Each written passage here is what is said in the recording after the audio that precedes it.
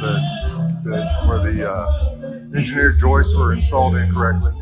You can see they put some other hangers on there. These are the correct hangers right here, and you can see they don't extend all the way to the top because they need to put a 2x4 or something up there more to nail to. This side, they put this incorrect size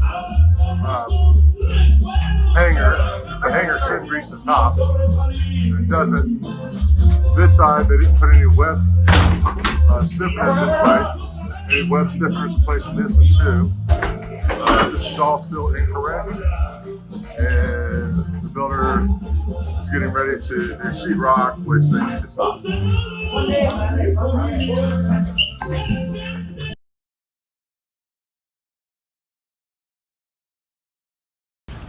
Where they did these field modified holes, they need to put some web stiffeners also.